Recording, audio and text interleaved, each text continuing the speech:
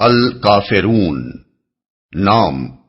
پہلی ہی آیت قل یا ایھا الکافرون کے لفظ الکافرون کو اس سورہ کا نام قرار دیا گیا ہے۔ زمانہ نزول: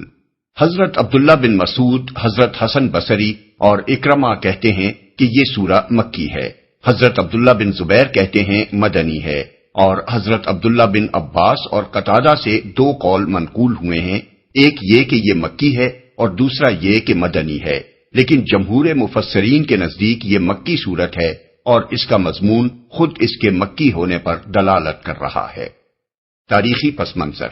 مکہ معظمہ میں ایک دور ایسا گزرا ہے جب نبی صلی اللہ علیہ وسلم کی دعوت اسلام کے خلاف قریش کے مشرک معاشرے میں مخالفت کا طوفان تو برپا ہو چکا تھا، لیکن ابھی قریش کے سردار اس بات سے بالکل مایوس نہیں ہوئے تھے کہ حضور صلی اللہ علیہ وسلم کو کسی نہ کسی طرح مصالحت پر آمادہ کیا جا سکے گا۔ اس لیے وقتاً فوقتاً وہ آپ کے پاس مصالحت کی مختلف تجویزیں لے کر آتے رہتے تھے تاکہ آپ ان میں سے کسی کو مان لیں اور وہ نزاع ختم ہو جائے جو آپ کے اور ان کے درمیان رونما ہو چکی تھی۔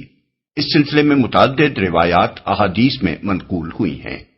حضرت عبداللہ بن عباس کی روایت ہے کہ قریش کے لوگوں نے رسول اللہ صلی اللہ علیہ وسلم سے کہا، ہم آپ کو اتنا مال دیے دیتے ہیں کہ آپ مکہ کے سب سے زیادہ دولت مند آدمی بن جائیں، آپ جس عورت کو پسند کریں اس سے آپ کی شادی کیے دیتے ہیں، ہم آپ کے پیچھے چلنے کے لیے تیار ہیں، آپ بس ہماری یہ بات مان لیں کہ ہمارے معبودوں کی برائی کرنے سے باز رہیں۔ اگر یہ آپ کو منظور نہیں تو ہم ایک اور تجویز آپ کے سامنے پیش کرتے ہیں جس میں آپ کی بھی بھلائی ہے اور ہماری بھی۔ حضور صلی اللہ علیہ وسلم نے پوچھا وہ کیا ہے؟ انہوں نے کہا، 1 سال آپ ہمارے معبودوں لات اور عزا کی عبادت کریں اور 1 سال ہم آپ کے معبود کی عبادت کریں۔ حضور صلی اللہ علیہ وسلم نے فرمایا، اچھا ٹھہرو، میں دیکھتا ہوں کہ میرے رب کی طرف سے کیا حکم آتا ہے۔ اس کا یہ مطلب نہیں کہ رسول اللہ صلی اللہ علیہ وسلم کسی درجے میں بھی اس تجویز کو قابل قبول کیا مانی، قابل غور بھی سمجھتے تھے، اور آپ نے معاذ اللہ کفار کو یہ جواب اس امید پر دیا تھا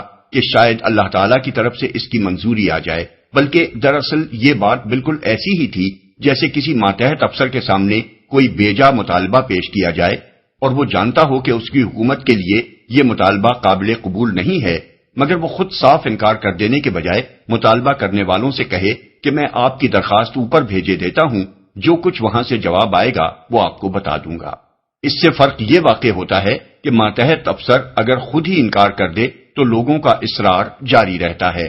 لیکن اگر وہ بتائے کہ اوپر سے حکومت کا جواب ہی تمہارے مطالبے کے خلاف آیا ہے تو لوگ مایوس ہو جاتے ہیں۔ اس پر وحی نازل ہوئی، قل یا ایھا الکافرون،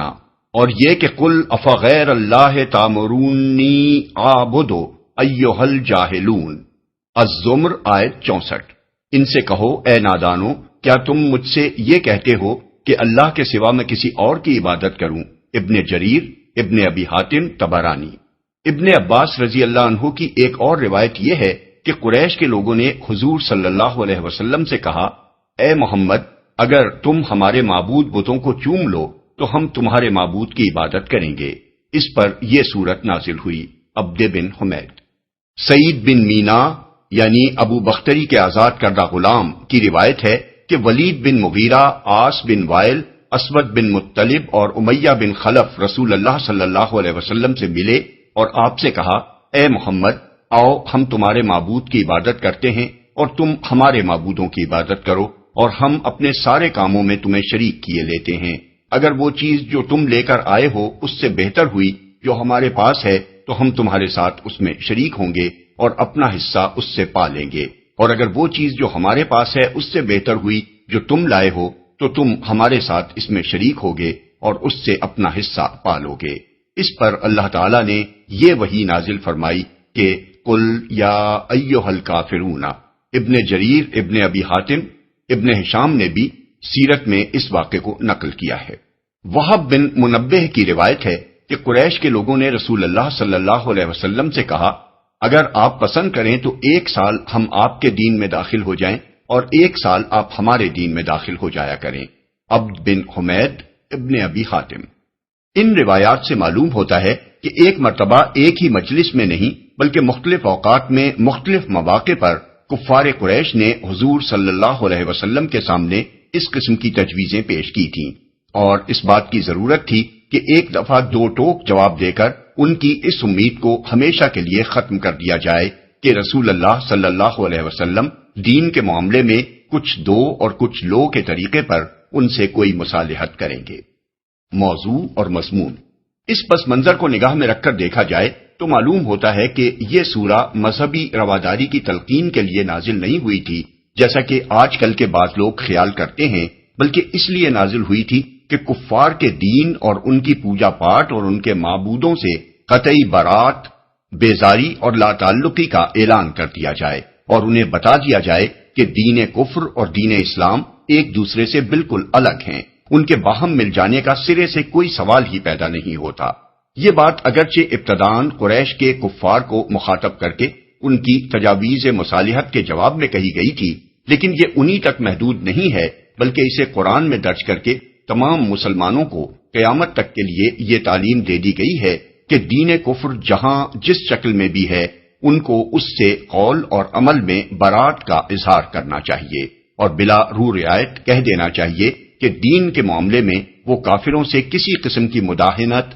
یا مصالحت نہیں کر سکتے۔ اسی لیے یہ سورہ اس وقت بھی پڑھی جاتی رہی جب وہ لوگ مر کھپ گئے تھے جن کی باتوں کے جواب میں اسے نازل فرمایا گیا تھا، اور وہ لوگ بھی مسلمان ہونے کے بعد اسے پڑھتے رہے جو اس کے نزول کے زمانے میں کافر و مشرک تھے، اور ان کے گزر جانے کے صدیوں بعد آج بھی مسلمان اس کو پڑھتے ہیں، کیونکہ کفر اور کافری سے بیزاری اور لا تعلقی ایمان کا دائمی تقاضا ہے۔ رسول اللہ صلی اللہ علیہ وسلم کی نگاہ میں اس سورہ کی کیا اہمیت تھی، اس کا اندازہ ذیل کی چند احادیث سے کیا جا سکتا ہے۔ حضرت عبداللہ بن عمر رضی اللہ عنہ کی روایت ہے کہ میں نے بارہا حضور صلی اللہ علیہ وسلم کو فجر کی نماز سے پہلے اور مغرب کی نماز کے بعد کی 2 رکعتوں میں قل یا ایھا الکافرون اور قل ھو اللہ احد پڑھتے دیکھا ہے۔ اس مضمون کی متعدد روایات کچھ لفظی اختلافات کے ساتھ امام احمد، ترمذی، نسائی، ابن ماجہ، ابن حبان اور ابن مردوے نے ابن عمر رضی اللہ عنہ سے نقل کی ہیں۔ حضرت خباب رضی اللہ عنہ کہتے ہیں کہ نبی صلی اللہ علیہ وسلم نے مجھ سے فرمایا کہ جب تم سونے کے لیے اپنے بستر پر لیٹو تو قل یا ایھا الکافرون پڑھ لیا کرو، اور حضور صلی اللہ علیہ وسلم کا خود بھی یہ طریقہ تھا کہ جب آپ صلی اللہ علیہ وسلم سونے کے لیے لیٹتے تو یہ سورت پڑھ لیا کرتے تھے۔ بزار، طبرانی، ابن مردوے۔ ابن عباس رضی اللہ عنہ کا بیان ہے کہ رسول اللہ صلی اللہ علیہ وسلم نے لوگوں سے فرمایا، میں تمہیں بتاؤں وہ کلمہ جو تم کو شرک سے محفوظ رکھنے والا ہے، وہ یہ ہے کہ سوتے وقت قل یا ایھا الکافرون پڑھ لیا کرو۔ ابو یعلا، طبرانی۔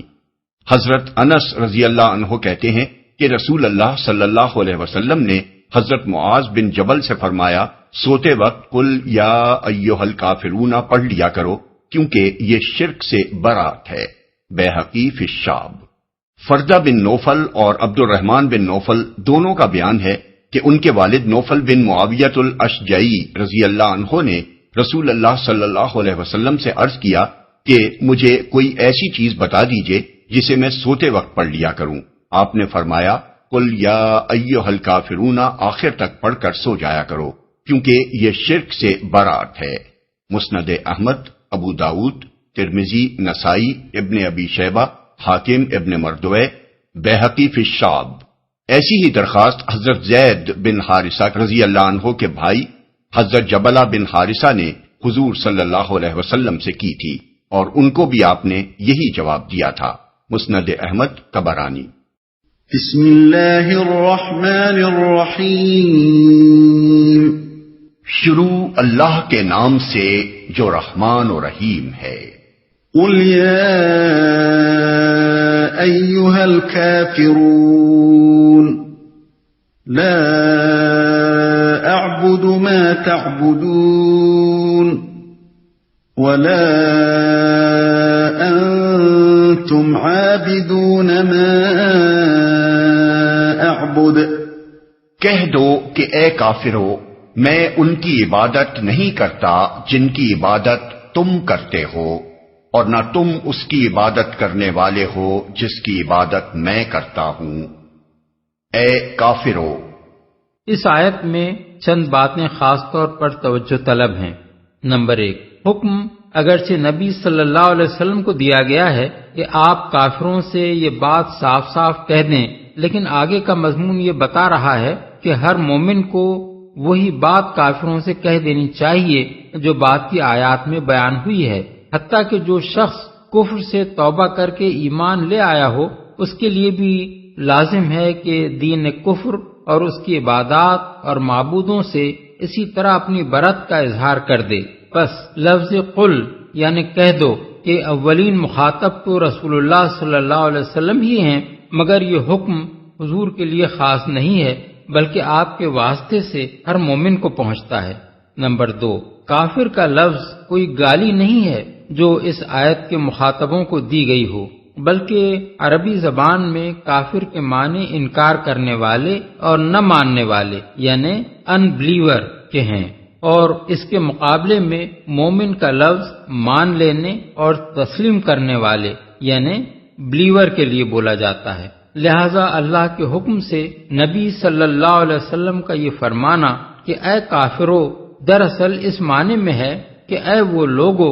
جنہوں نے میری رسالت اور میری لائی ہوئی تعلیم کو ماننے سے انکار کر دیا ہے، اور اسی طرح ایک مومن جب یہ لفظ کہے گا تو اس کی مراد محمد صلی اللہ علیہ وسلم پر ایمان نہ لانے والے ہوں گے۔ 3، اے کافروں کہا ہے، اے مشرکوں نہیں کہا، اس لیے مخاطب صرف مشرکین ہی نہیں ہیں بلکہ وہ سب لوگ ہیں جو محمد صلی اللہ علیہ وسلم کو اللہ تعالیٰ کا رسول اور آپ کی لائی ہوئی تعلیم و ہدایت کو اللہ جل شانہ کی تعلیم و ہدایت نہیں مانتے، خواہ وہ یہود ہوں، نصارہ ہوں، مجوسی ہوں یا دنیا بھر کے کفار و مشرکین اور ملاحدہ ہوں۔ اس خطاب کو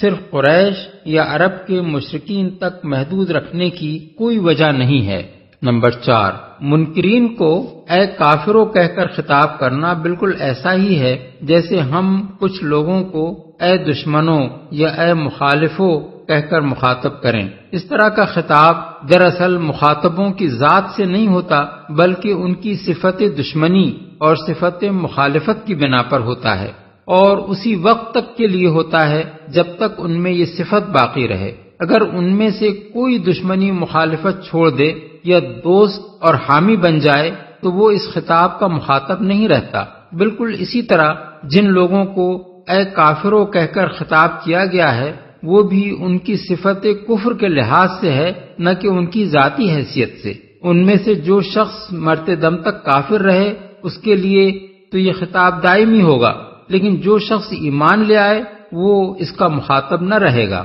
نمبر 5، مفسرین میں سے بہت سے بزرگوں نے یہ رائے ظاہر کی ہے کہ اس صورت میں اے کافروں کا خطاب قریش کے صرف ان چند مخصوص لوگوں سے تھا جو رسول اللہ صلی اللہ علیہ وسلم کے پاس دین کے معاملے میں مصالحت کی تجویزیں لے کر آ رہے تھے، اور جن کے متعلق اللہ تعالیٰ نے اپنے رسول صلی اللہ علیہ وسلم کو بتا دیا تھا کہ یہ ایمان لانے والے نہیں ہیں۔ یہ رائے انہوں نے 2 وجوہ سے قائم کی ہے۔ ایک یہ کہ آگے لا اعبد ما تعبدون یعنی جس کی یا جن کی عبادت تم کرتے ہو اس کی یا ان کی عبادت میں نہیں کرتا فرمایا گیا ہے، اور وہ کہتے ہیں کہ یہ قول یہود و نصارہ پر صادق نہیں آتا کیونکہ وہ اللہ کی عبادت کرتے ہیں۔ دوسرے یہ کہ آگے یہ بھی فرمایا گیا ہے کہ ولا انتم عابدون ما اعبد یعنی اور نہ تم اس کی عبادت کرنے والے ہو جس کی عبادت میں کرتا ہوں،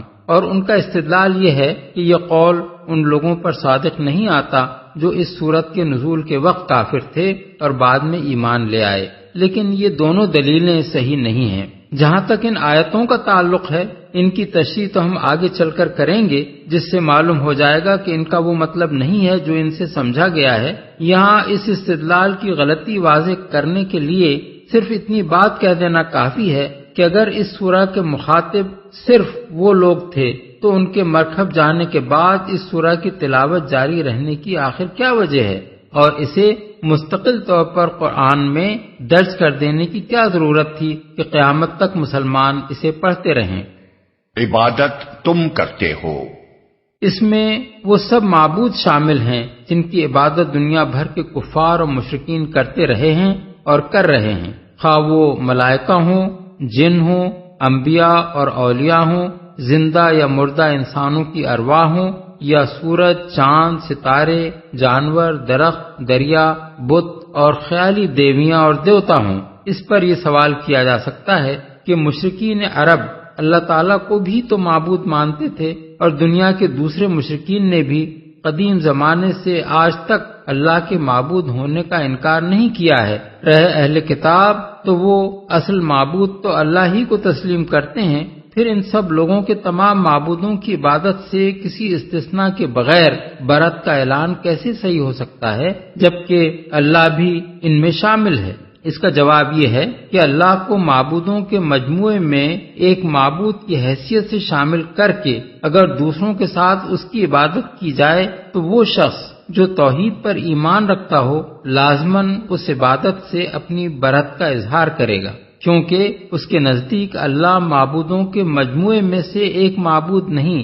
بلکہ وہی ایک تنہا معبود ہے، اور اس مجموعے کی عبادت سرے سے اللہ کی عبادت ہی نہیں ہے، اگرچہ اس میں اللہ کی عبادت بھی شامل ہو۔ قرآن مجید میں اس بات کو صاف صاف کہا گیا ہے کہ اللہ کی عبادت صرف وہ ہے جس کے ساتھ کسی دوسرے کی عبادت کا شائبہ تک نہ ہو، اور جس میں انسان اپنی بندگی کو بالکل اللہ ہی کے لیے خالص کر دے۔ وما امروا الا ليعبدوا الله مخلصین له الدین حنفاء، یعنی لوگوں کو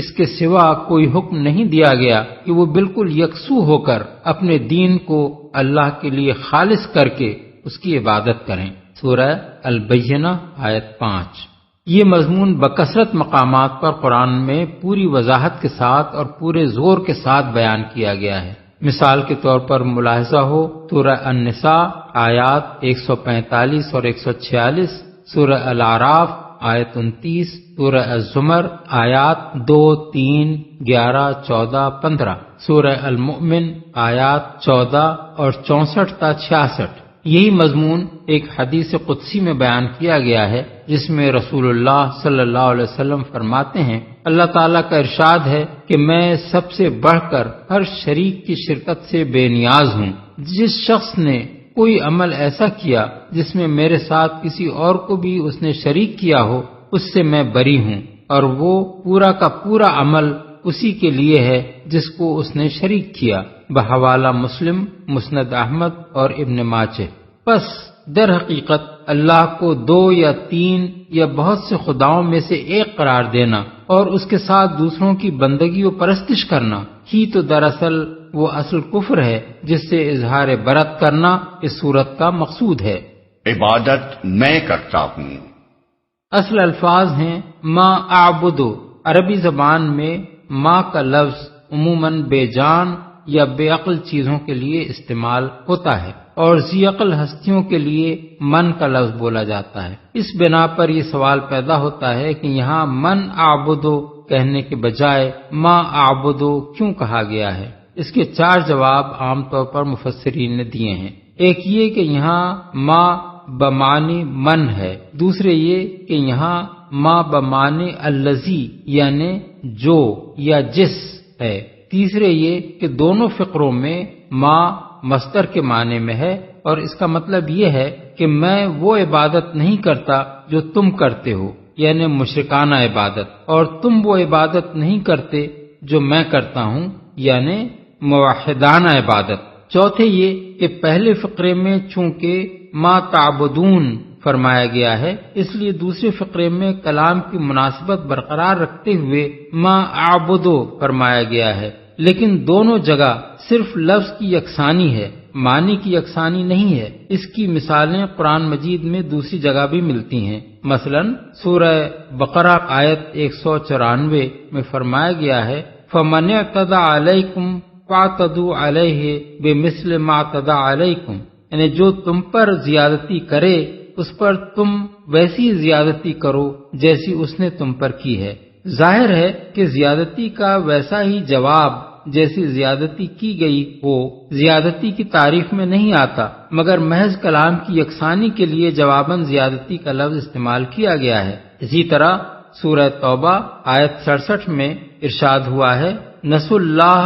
فنسیہم، وہ اللہ کو بھول گئے تو اللہ ان کو بھول گیا، حالانکہ اللہ بھولتا نہیں ہے، اور مقصود کلام یہ ہے کہ اللہ نے ان کو نظر انداز فرما دیا، لیکن ان کے نسیان کے جواب میں اللہ کے لیے نسیان کا لفظ محض کلام کی یکسانی برقرار رکھنے کے لیے استعمال کیا گیا ہے۔ یہ چاروں تعویلات اگرچہ ایک ایک لحاظ سے درست ہیں اور عربی زبان میں یہ سب معنی لینے کی گنجائش ہے، لیکن ان میں سے کسی سے بھی وہ اصل مدعا واضح نہیں ہوتا جس کے لیے من اعبدو کہنے کے بجائے ما اعبدو کہا گیا ہے۔ دراصل عربی زبان میں کسی شخص کے لیے جب من کا لفظ استعمال ہوتا ہے تو اس سے مقصود اس کی ذات کے متعلق کچھ کہنا یا پوچھنا ہوتا ہے، اور جب ما کا لفظ استعمال ہوتا ہے تو اس سے مقصود اس کی صفت کے بارے میں استفسار یا اظہار خیال ہوتا ہے۔ یہ ایسا ہی ہے جیسے اردو زبان میں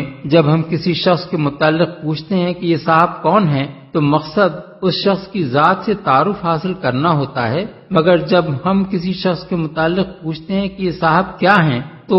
اس سے یہ معلوم کرنا مقصود ہوتا ہے کہ مثلاً وہ فوج کا آدمی ہے تو فوج میں اس کا منصب کیا ہے، اور کسی درسگاہ سے تعلق رکھتا ہے تو اس میں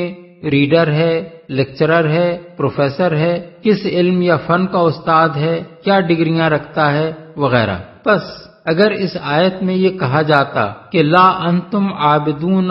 من اعبدو تو اس کا مطلب یہ ہوتا کہ تم اس ہستی کی عبادت کرنے والے نہیں ہو جس کی عبادت میں کرتا ہوں، اور اس کے جواب میں مشرکین اور کفار یہ کہہ سکتے تھے کہ اللہ کی ہستی کو تو ہم مانتے ہیں اور اس کی عبادت بھی ہم کرتے ہیں، لیکن جب یہ کہا گیا کہ لا انتم عابدون ما اعبدو تو اس کا مطلب یہ ہوا کہ جن صفات کے معبود کی عبادت میں کرتا ہوں ان صفات کے معبود کی عبادت کرنے والے تم نہیں ہو، اور یہی وہ اصل بات ہے جس کی بنا پر نبی صلی اللہ علیہ وسلم کا دین منکرین خدا کے سوا تمام اقسام کے کفار کے دین سے قطعی طور پر الگ ہو جاتا ہے، کیونکہ آپ کا خدا ان سب کے خدا سے بالکل مختلف ہے۔ ان میں سے کسی کا خدا ایسا ہے جس کو 6 دن میں دنیا پیدا کرنے کے بعد 7ویں دن آرام کرنے کی ضرورت پیش آئی، جو رب العالمین نہیں بلکہ رب اسرائیل ہے، جس کا ایک نسل کے لوگوں سے ایسا خاص رشتہ ہے جو دوسرے انسانوں سے نہیں ہے، جو حضرت یعقوب سے کشتی لڑتا ہے اور ان کو گرا نہیں سکتا، جو عزیر نامی ایک بیٹا بھی رکھتا ہے۔ کسی کا خدا یسوع مسیح نامی ایک اکلوتے بیٹے کا باپ ہے، اور وہ دوسروں کے گناہوں کا کفارہ بنانے کے لیے اپنے بیٹے کو صلیب پر چڑھوا دیتا ہے۔ کسی کا خدا بیوی بچے رکھتا ہے، مگر بیچارے کے ہاں صرف بیٹیاں ہی بیٹیاں پیدا ہوتی ہیں۔ کسی کا خدا انسانی شکل میں روپ دھارتا ہے اور زمین پر انسانی جسم میں رہ کر انسانوں کے سے کام کرتا ہے۔ کسی کا خدا محض واجب الوجود یا علت العلل یا علت اولا یعنی فرسٹ کاز ہے، کائنات کے نظام کو ایک مرتبہ حرکت دے کر الگ جا بیٹھا ہے، اس کے بعد کائنات لگے بندھے قوانین کے مطابق خود چل رہی ہے، اور انسان کا اس سے اور اس کا انسان سے اب کوئی تعلق نہیں ہے۔ غرض خدا کو ماننے والے کفار بھی در حقیقت اس خدا کو نہیں مانتے جو ساری کائنات کا ایک ہی خالق، مالک، مدبر، منتظم اور حاکم ہے، جس نے نظام کائنات کو صرف بنایا ہی نہیں ہے بلکہ ہر آن وہی اس کو چلا رہا ہے، اور اس کا حکم ہر وقت یہاں چل رہا ہے، جو ہر عیب، نقص، کمزوری اور غلطی سے منزہ ہے، جو ہر تشبیہ اور تجسیم سے پاک، ہر نظیر و مثیل سے مبرہ اور ہر ساتھی اور ساجی سے بے نیاز ہے، جس کی ذات، صفات، اختیارات اور استحقاق معبودیت میں کوئی اس کا شریک نہیں ہے، جو اس سے بالاتر ہے کہ کوئی اس کی اولاد ہو یا کسی کو وہ بیٹا بنائے یا کسی قوم اور نسل سے اس کا کوئی خاص رشتہ ہو، جس کا اپنی مخلوق کے ایک ایک فرد کے ساتھ رزاقی اور ربوبیت اور رحمت اور نگہبانی کا براہ راست تعلق ہے، جو دعائیں سننے والا اور ان کا جواب دینے والا ہے، جو موت اور زندگی، نفع اور ضرر اور قسمتوں کے بنا اور بگاڑ کے جملہ اختیارات کا تنہا مالک ہے، جو اپنی مخلوق کو صرف پالتا ہی نہیں ہے بلکہ ہر ایک کو اس کی حیثیت اور ضرورت کے مطابق ہدایت بھی دیتا ہے، جس کے ساتھ ہمارا تعلق صرف یہی نہیں ہے کہ وہ ہمارا معبود ہے اور ہم اس کی پرستش کرتے ہیں، بلکہ یہ بھی ہے کہ وہ اپنے انبیاء اور اپنی کتابوں کے ذریعے سے ہمیں امر و نہی کے احکام دیتا ہے، اور ہمارا کام اس کے احکام کی اطاعت کرنا ہے، جس کے سامنے ہم اپنے اعمال کے لیے جواب دہ ہیں، جو مرنے کے بعد ہمیں دوبارہ اٹھانے والا ہے اور ہمارے اعمال کا محاسبہ کر کے جزا اور سزا دینے والا ہے۔ ان صفات کے معبود کی عبادت محمد صلی اللہ علیہ وسلم اور ان کی پیروی کرنے والوں کے سوا دنیا میں کوئی بھی نہیں کر رہا ہے۔ دوسرے اگر خدا کی عبادت کر بھی رہے ہیں تو اصلی اور حقیقی خدا کی نہیں، بلکہ اس خدا کی عبادت کر رہے ہیں جو ان کا اپنا اختراع کردہ ایک خیالی خدا ہے۔ وَلَا أَنَا عَابِدٌ مَا عَبَدتُّمْ وَلَا أَنْتُمْ عَابِدُونَ مَا أَعْبُدُ، اور نہ میں ان کی عبادت کرنے والا ہوں جن کی عبادت تم نے کی ہے، اور نہ تم اس کی عبادت کرنے والے ہو جس کی عبادت میں کرتا ہوں۔ مفسرین میں سے ایک گروہ کا خیال ہے کہ یہ دونوں فقرے پہلے دو فقروں کے مضمون کی تکرار ہیں، اور یہ تکرار اس غرض کے لیے کی گئی ہے کہ اس بات کو زیادہ پرزور بنا دیا جائے جو پہلے دو فقروں میں کہی گئی تھی، لیکن بہت سے مفسرین اس کو تکرار نہیں مانتے، بلکہ وہ کہتے ہیں کہ ان میں ایک اور مضمون بیان کیا گیا ہے جو پہلے فقروں کے مضمون سے مختلف ہے۔ ہمارے نزدیک اس حد تک تو ان کی بات صحیح ہے کہ ان فقروں میں تکرار نہیں ہے، کیونکہ ان میں صرف اور نہ تم اس کی عبادت کرنے والے ہو جس کی عبادت میں کرتا ہوں کا اعادہ کیا گیا ہے، اور یہ اعادہ بھی اس معنی میں نہیں ہے جس میں یہ فقرہ پہلے کہا گیا تھا، مگر تکرار کی نفی کرنے کے بعد مفسرین کے اس گروہ نے ان دونوں فقروں کے جو معنی بیان کیے ہیں وہ ایک دوسرے سے بہت مختلف ہیں۔ یہاں اس کا موقع نہیں ہے کہ ہم ان میں سے ہر ایک کے بیان کردہ معنی کو نقل کر کے اس پر بحث کریں، اس لیے طول کلام سے بچتے ہوئے ہم صرف وہ معنی بیان کریں گے جو ہمارے نزدیک صحیح ہیں۔ پہلے فقرے میں فرمایا گیا ہے کہ اور نہ میں ان کی عبادت کرنے والا ہوں جن کی عبادت تم نے کی ہے۔ اس کا مضمون آیت نمبر 2 کے مضمون سے بالکل مختلف ہے، جس میں فرمایا گیا تھا کہ میں ان کی عبادت نہیں کرتا جن کی عبادت تم کرتے ہو۔ ان دونوں باتوں میں دو حیثیتوں سے بہت بڑا فرق ہے۔ ایک یہ کہ میں فلاں کام نہیں کرتا یا نہیں کروں گا کہنے میں اگرچہ انکار اور پرزور انکار ہے، لیکن اس سے بہت زیادہ زور یہ کہنے میں ہے کہ میں فلاں کام کرنے والا نہیں ہوں، کیونکہ اس کے معنی یہ ہیں کہ وہ ایسا برا کام ہے جس کا ارتکاب کرنا تو درکنار، اس کا ارادہ یا خیال کرنا بھی میرے لیے ممکن نہیں ہے۔ دوسرے یہ کہ جن کی عبادت تم کرتے ہو کا اطلاق صرف ان معبودوں پر ہوتا ہے جن کی عبادت کفار اب کر رہے ہیں، بخلاف اس کے جن کی عبادت تم نے کی ہے کا اطلاق ان سب معبودوں پر ہوتا ہے جن کی عبادت کفار اور ان کے آباء و اجداد زمانہ ماضی میں کرتے رہے ہیں۔ اب یہ ایک معلوم حقیقت ہے کہ مشرکین اور کفار کے معبودوں میں ہمیشہ رد و بدل اور حذف و اضافہ ہوتا رہا ہے۔ مختلف زمانوں میں کفار کے مختلف گروہ مختلف معبودوں کو پوجتے رہے ہیں، اور سارے کافروں کے معبود ہمیشہ اور ہر جگہ ایک ہی نہیں رہے ہیں۔ بس آیت کا مطلب یہ ہے کہ میں تمہارے آج کے معبودوں ہی سے نہیں بلکہ تمہارے آباء و اجداد کے معبودوں سے بھی بری ہوں، اور میرا یہ کام نہیں ہے کہ ایسے معبودوں کی عبادت کا خیال تک اپنے دل میں لاؤں۔ رہا دوسرا فقرہ، تو اگرچہ آیت نمبر 5 میں اس کے الفاظ وہی ہیں جو آیت نمبر 3 میں ہیں، لیکن دونوں جگہ اس کا مفہوم مختلف ہے۔ آیت نمبر 3 میں وہ اس فقرے کے بعد آیا ہے کہ میں ان کی عبادت نہیں کرتا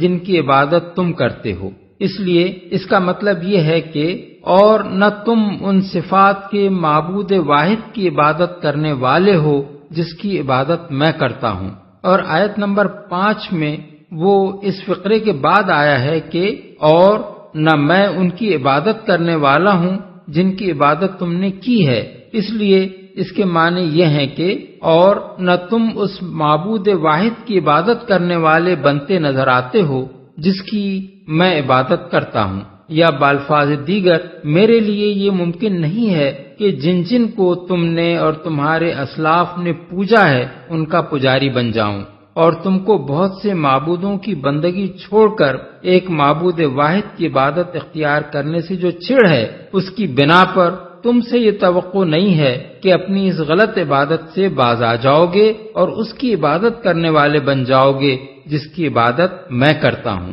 لَكُمْ دِينُكُمْ وَلِيَ دِينِ، تمہارے لیے تمہارا دین ہے اور میرے لیے میرا دین۔ یعنی میرا دین الگ ہے اور تمہارا دین الگ، میں تمہارے معبودوں کا پرستار نہیں اور تم میرے معبود کے پرستار نہیں، میں تمہارے معبودوں کی بندگی نہیں کر سکتا اور تم میرے معبود کی بندگی کے لیے تیار نہیں ہو، اس لیے میرا اور تمہارا راستہ کبھی ایک نہیں ہو سکتا۔ یہ کفار کو رواداری کا پیغام نہیں ہے، بلکہ جب تک وہ کافر ہیں ان سے ہمیشہ کے لیے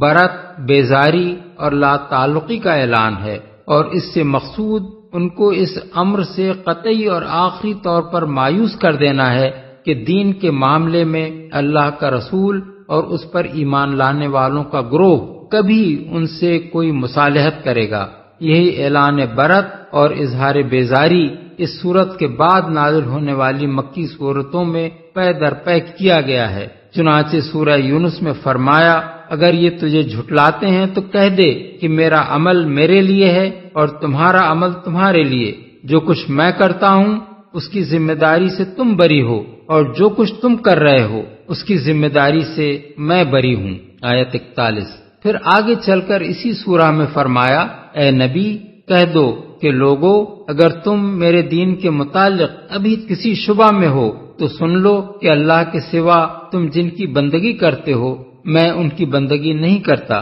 بلکہ صرف اس خدا کی بندگی کرتا ہوں جس کے اختیار میں تمہاری موت ہے۔ آیت 104۔ سورہ شعراء میں فرمایا، اے نبی اب اگر یہ لوگ تمہاری بات نہیں مانتے تو کہہ دو کہ جو کچھ تم کرتے ہو اس سے میں بری الذمہ ہوں۔ آیت 216۔ سورہ سبا میں فرمایا، ان سے کہو جو قصور ہم نے کیا ہو اس کی باز پرس تم سے نہ ہوگی، اور جو کچھ تم کر رہے ہو اس کی کوئی جواب طلبی ہم سے نہیں کی جائے گی۔ کہو ہمارا رب ایک وقت ہمیں اور تمہیں جمع کرے گا اور ہمارے درمیان ٹھیک ٹھیک فیصلہ کر دے گا۔ آیات 25 اور 26۔ سورہ زمر میں فرمایا، ان سے کہو اے میری قوم کے لوگو تم اپنی جگہ کام کیے جاؤ، میں اپنا کام کرتا رہوں گا، عنقریب تمہیں معلوم ہو جائے گا کہ کس پر رسوا کن عذاب آتا ہے اور کسے وہ سزا ملتی ہے جو ٹلنے والی نہیں۔ آیات 39 اور 40۔ پھر یہی سبق مدینہ طیبہ میں تمام مسلمانوں کو دیا گیا کہ تم لوگوں کے لیے ابراہیم اور اس کے ساتھیوں میں ایک اچھا نمونہ ہے کہ انہوں نے اپنی قوم سے صاف کہہ دیا کہ ہم تم سے اور تمہارے ان معبودوں سے جن کو تم خدا کو چھوڑ کر پوچھتے ہو قطعی بیزار ہیں۔ ہم نے تم سے کفر کیا اور ہمارے اور تمہارے درمیان ہمیشہ کے لیے عداوت ہو گئی اور بیر پڑ گیا جب تک تم اللہ واحد پر ایمان نہ لاؤ۔ سورہ الممتحنہ آیت 4۔ قرآن مجید کی ان پے در پے توضیحات سے اس شبہ کی گنجائش تک نہیں رہتی کہ لکم دینکم ولی دین کا مطلب یہ ہے کہ تم اپنے دین پر قائم رہو اور مجھے اپنے دین پر چلنے دو، بلکہ یہ اسی طرح کی بات ہے جیسی سورہ زمر میں فرمائی گئی ہے کہ اے نبی ان سے کہو کہ میں تو اپنے دین کو اللہ کے لیے خالص کر کے اسی کی بندگی کروں گا، تم اسے چھوڑ کر جس جس کی بندگی کرنا چاہو کرتے رہو۔ آیت 14۔ اس آیت سے امام ابو حنیفہ اور امام شافعی نے یہ استدلال کیا ہے کہ کافروں کے مذاہب خواہ باہم کتنے ہی مختلف ہوں لیکن کفر بحیثیت مجموعی ایک ہی ملت ہے، اس لیے یہودی عیسائی کا اور عیسائی یہودی کا اور اسی طرح ایک مذہب کا کافر دوسرے مذہب کے کافر کا وارث ہو سکتا ہے اگر ان کے درمیان نسب یا نکاح یا کسی سبب کی بنا پر کوئی ایسا تعلق ہو جو ایک کی وراثت دوسرے کو پہنچنے کا مقتضی ہو۔ بخلاف اس کے امام مالک، امام اوزاعی اور امام احمد اس بات کے قائل ہیں کہ ایک مذہب کے پیرو دوسرے مذہب کے پیرو کی وراثت نہیں پا سکتے۔ ان کا استدلال اس حدیث سے ہے جو حضرت عبداللہ بن عمرو بن عاص سے منقول ہے کہ رسول اللہ صلی اللہ علیہ وسلم نے فرمایا لا یتوارث اہل ملتین شتا، یعنی دو مختلف ملتوں کے لوگ ایک دوسرے کے وارث نہیں ہو سکتے۔ بروایت مسند احمد، ابو داؤد، ابن ماجہ اور دارقطنی۔ اس سے ملتے جلتے مضمون کی ایک حدیث ترمذی نے حضرت جابر سے اور ابن حبان نے حضرت عبداللہ بن عمر سے اور بزار نے حضرت ابو ہریرہ سے نقل کی ہے۔ اس مسئلے پر مفصل بحث کرتے ہوئے مسلک حنفی کے مشہور امام شمس الائمہ سرخسی لکھتے ہیں کفار آپس میں ان سب اسباب کی بنا پر بھی ایک دوسرے کے وارث ہو سکتے ہیں جن کی بنا پر مسلمان آپس میں ایک دوسرے کے وارث ہوتے ہیں، اور ان کے درمیان بعض ایسی صورتوں میں بھی توارث ہو سکتا ہے جن میں مسلمانوں کے درمیان نہیں ہوتا۔ حقیقت یہ ہے کہ اللہ نے بس دو ہی دین قرار دیے ہیں، ایک دین حق، دوسرے دین باطل، چنانچہ فرمایا لکم دینکم ولی دین، اور اس نے لوگوں کے دو ہی فریق رکھے ہیں، ایک فریق جنتی ہے اور وہ مومن ہے، اور دوسرا فریق دوزخی ہے اور وہ بحیثیت مجموعی تمام کفار ہیں، اور اس نے دو ہی گروہوں کو ایک دوسرے کا مخالف قرار دیا ہے، چنانچہ فرمایا ھذان خصمان اختصموا فی ربہم، یعنی یہ دو مد مقابل فریق ہیں جن کے درمیان اپنے رب کے معاملے میں جھگڑا ہے۔ سورہ الحج آیت 19۔ یعنی ایک فریق تمام کفار بحیثیت مجموعی ہیں اور ان کا جھگڑا اہل ایمان سے ہے۔ ہم یہ تسلیم نہیں کرتے کہ وہ اپنے اعتقاد کے مطابق باہم الگ الگ ملتیں ہیں، بلکہ مسلمانوں کے مقابلے میں وہ سب ایک ہی ملت ہیں، کیونکہ مسلمان محمد صلی اللہ علیہ وسلم کی رسالت اور قرآن کا اقرار کرتے ہیں اور وہ ان کا انکار کرتے ہیں، اسی وجہ سے وہ کافر قرار پائے ہیں اور مسلمانوں کے معاملے میں وہ سب ایک ملت ہیں۔ حدیث لا یتوارث اہل ملتین اسی بات کی طرف اشارہ کرتی ہے جس کا ہم نے ذکر کیا ہے، کیونکہ ملتین یعنی دو ملتوں کی تشریح رسول اللہ صلی اللہ علیہ وسلم نے اپنے اس ارشاد سے کر دی ہے کہ لا یرث المسلم الکافر ولا الکافر المسلم، یعنی مسلمان کافر کا وارث نہیں ہو سکتا اور نہ کافر مسلمان کا وارث ہو سکتا ہے۔ بحوالہ المقصود جلد 3 صفحات 30 تا 32۔ امام سرخسی نے یہاں جس حدیث کا حوالہ دیا ہے اسے بخاری، مسلم، نسائی، احمد، ترمذی، ابن ماجہ اور ابو داؤد نے حضرت اسامہ بن زید سے